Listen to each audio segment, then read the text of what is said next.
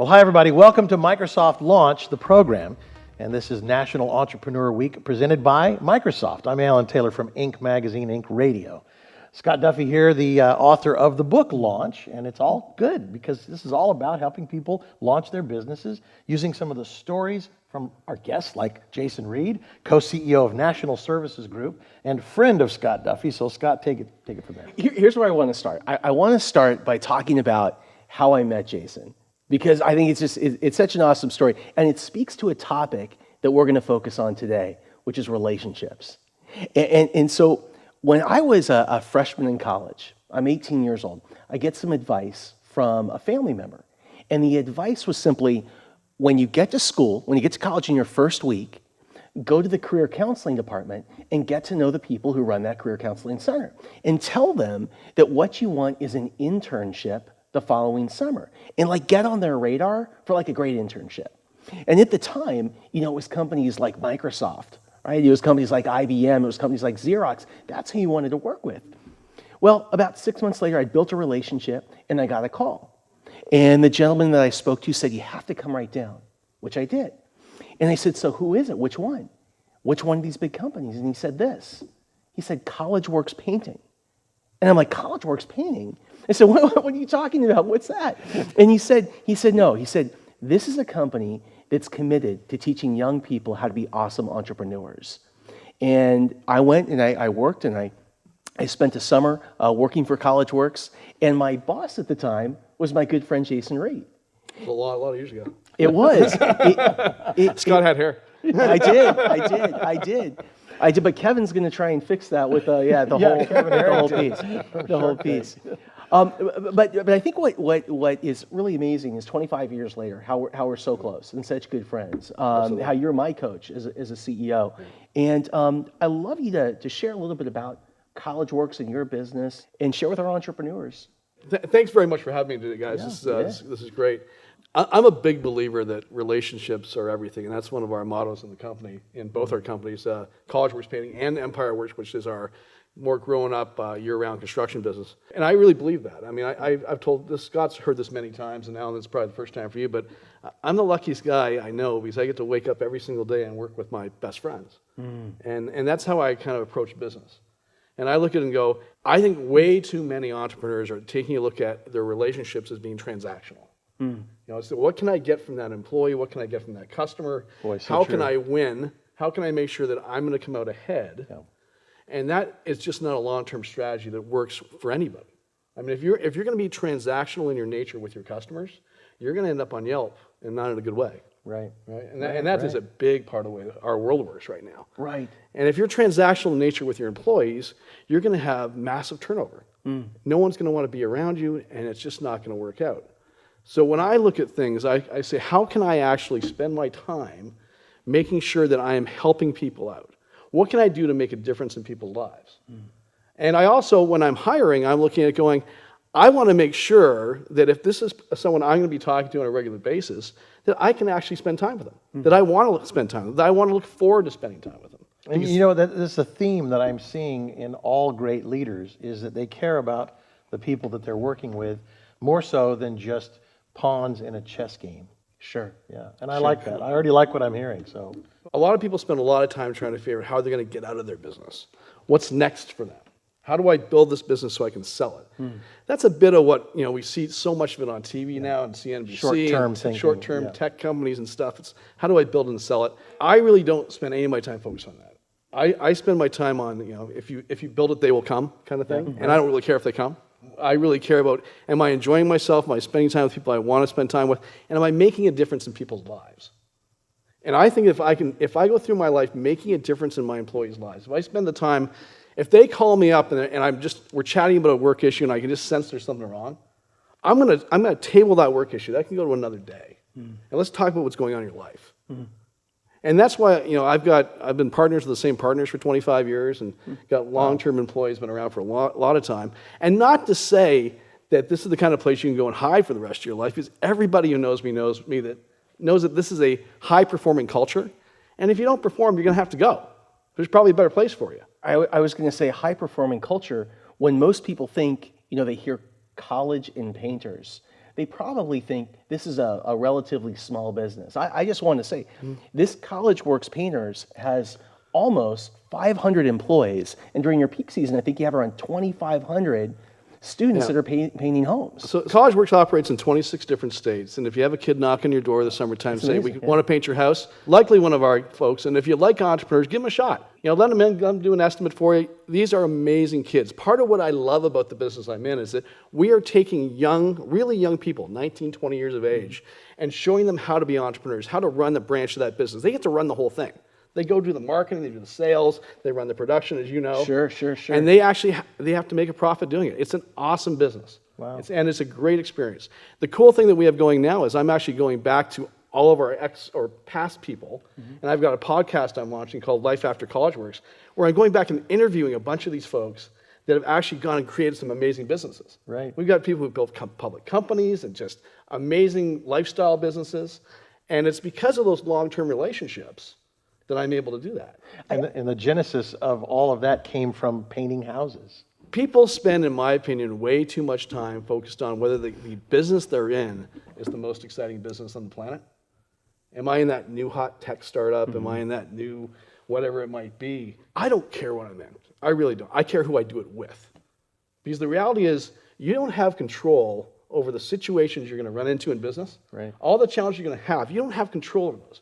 The only thing you have control over is who you decide to fight those battles with. Yeah.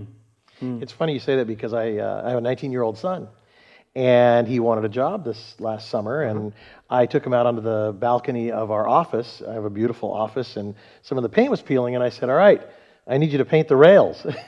We own a television production company and a radio production. He wanted to be something different, and I said, this is what needs to be done right now. Yeah. And an entrepreneur has to do everything. Absolutely. So let's start here. I have to ask you about partnerships. Sure. Because you've been longtime partners with several friends, and for a lot of companies, that's a recipe, it would seem, for disaster. Yeah, So- it has been for some people, yeah. So what's your formula for building a great partnership? Well, that's a great question, Scott, and it's something I'm very passionate about because it falls into relationships. It's you have to invest the time. Too many people jump into a partnership in business without thinking about the fact they might be tied to this person for the rest of their lives. So it's kind of like getting married. In fact, it's just like getting married because when you split up, they get half your stuff, right? It's like Sometimes more. and Not that I would know. and sometimes more, right? And you're going to be spending as much time with your business partner as you're probably going to be spending with your spouse. Yeah, right. So for us, it's a function of making sure that we're talking every day. It's open lines of communication. And spending that time to have the extra, we go away 2 or 3 times a year, just us as partners. And it's, you want to think it's going to be the strategic planning, it's going to be all great, we're going to make sure we nail it all down. You know what? A lot of times just hanging out, chatting and talking and building the relationship. Yeah. And we've done that for years. And the final piece of this, and this is the piece that most people really screw up on, you have to learn how to forgive. Wow. Right? Yeah. That's powerful. Because That's powerful. mistakes are going to happen. People are going to screw up. And this isn't just with your business partners. This is with your employees And your family. and your family. Yeah, If you don't know how to forgive, you're going to be horrible at relationships. Wow. I mean, that's really what it comes down to. It's a huge, great piece of advice. It really is. Yeah. Sometimes the simplest things like this in business apply across the entire spectrum of your life, right? I believe it does. When you're in a partnership, particularly a partnership with close friends or family members, how do you hold each other accountable? You hold each other accountable by actually sitting down and having those open lines of communication. The same way as you would with your marriage. It's like, here's the part of life I'm going to do. Here's the part of life you're going to do. Let's have an open conversation about, did you actually do it? Have you ever been in a situation where you had a business partner and you were holding them accountable and they weren't living up to their end of the bargain? And how do you deal with that? Well, that happens all the time, right? Because I was going to say. I mean, look, every one of us has an employee, a partner, a spouse, a kid who bites off more than they can chew. Right. Right? And they all say, I'm going to do this. I'm going to make sure it happens. I promise you it's going to happen. And they don't do it.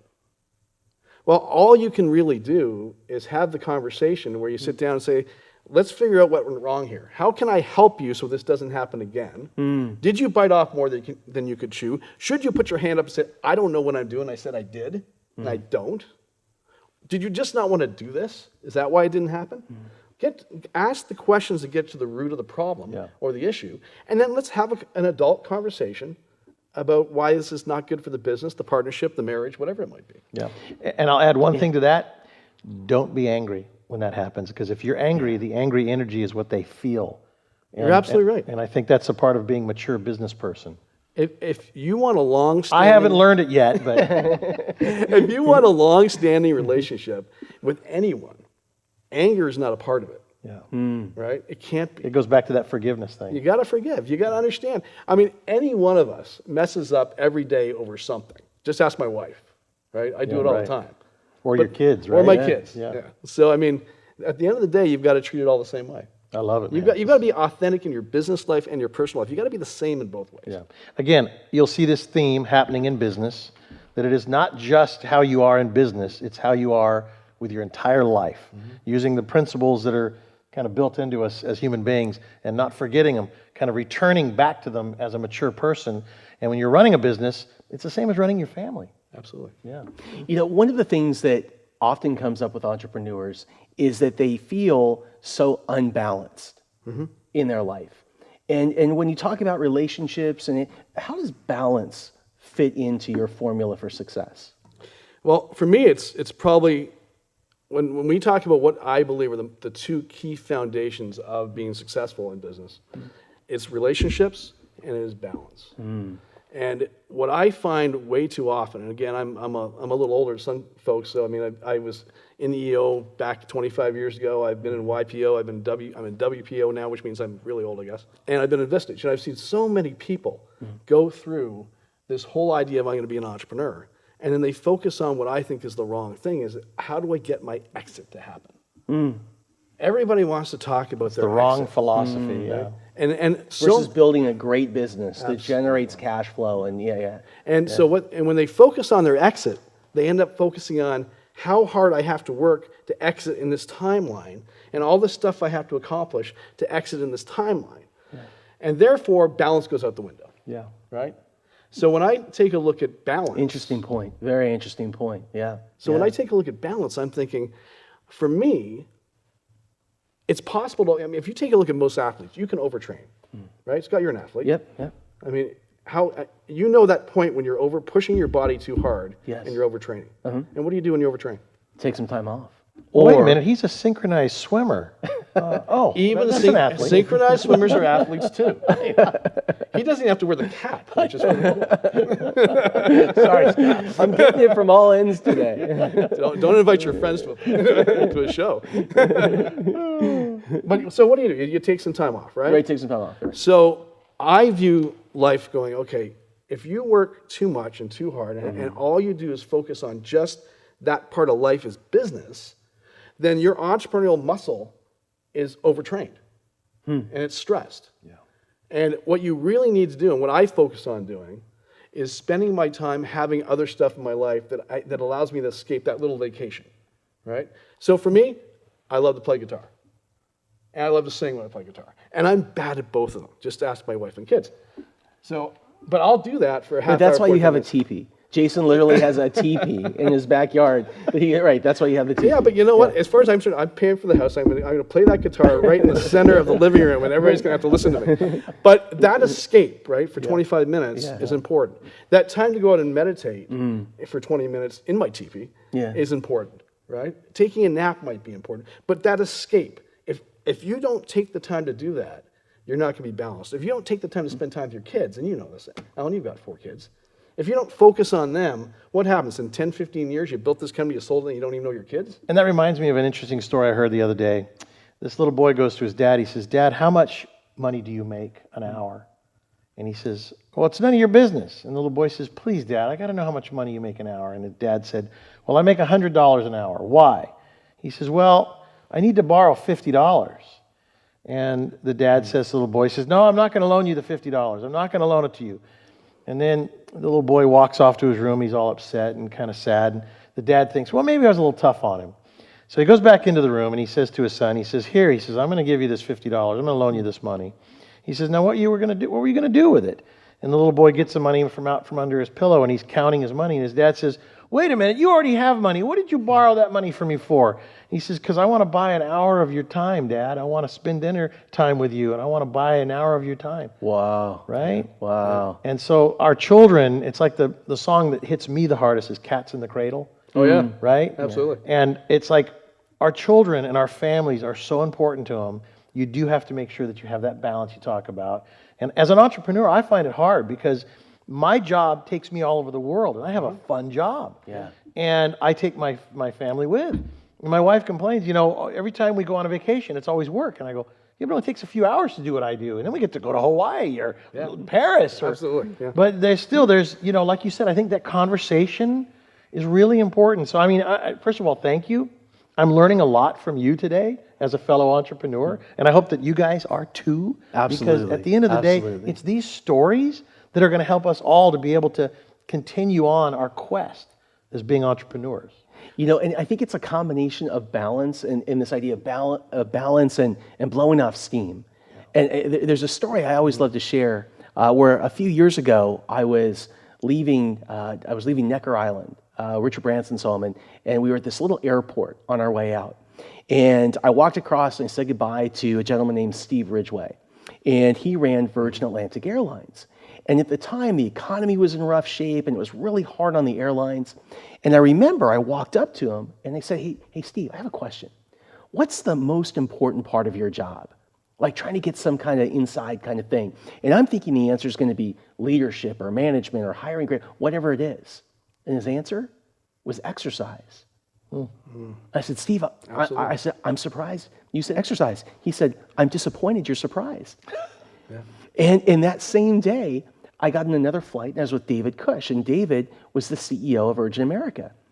And I said to David, I just had the craziest conversation with Steve. I said, "Dave," I asked him, "what's the most important part of your job?" And he looked at me dead on. He said, "Well, that's easy, exercise."